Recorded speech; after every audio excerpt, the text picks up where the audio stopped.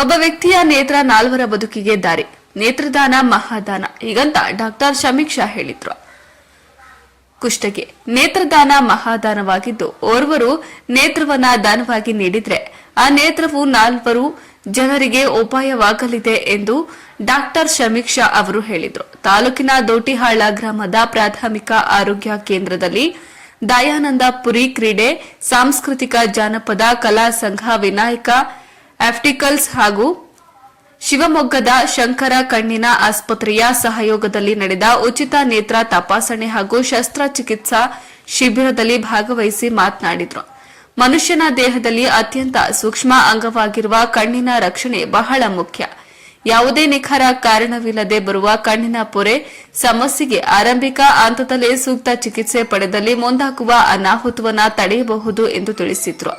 ಆರೋಗ್ಯ ಹಿರಿಯ ಮೇಲ್ವಿಚಾರಕ ರವೀಂದ್ರ ನಂದಿಹಾಳ ಮಾತನಾಡಿ, ವ್ಯಕ್ತಿ ಪೌಷ್ಟಿಕ ಆಹಾರ ಸೇವನೆಯಿಂದ ಕಣ್ಣಿನ ಸಮಸ್ಯೆಯನ್ನು ದೂರವಿಡಬಹುದು. ಇದರ ಜೊತೆಗೆ ಸೊಪ್ಪು, ತರಕಾರಿ, ಹಣ್ಣು, ಮೊಳಕೆ ಕಾಳುಗಳಂತಹ ಪೌಷ್ಟಿಕಾಂಶವುಳ್ಳ ಆಹಾರ ಪದಾರ್ಥಗಳನ್ನು ಸೇವಿಸುವುದರಿಂದ ಕಣ್ಣಿನ ರಕ್ಷಣೆ ಪಡೆಯಬಹುದಾಗಿದೆ ಎಂದು ತಿಳಿಸಿದರು.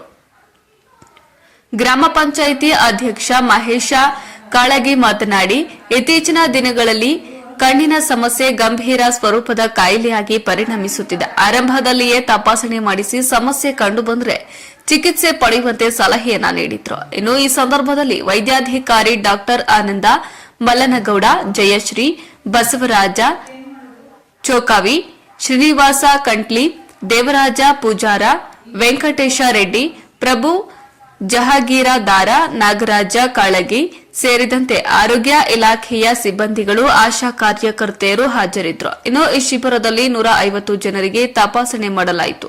62 ಜನರು ಶಸ್ತ್ರಚಿಕಿತ್ಸೆಗೆ ಆಯ್ಕೆಯಾದರು.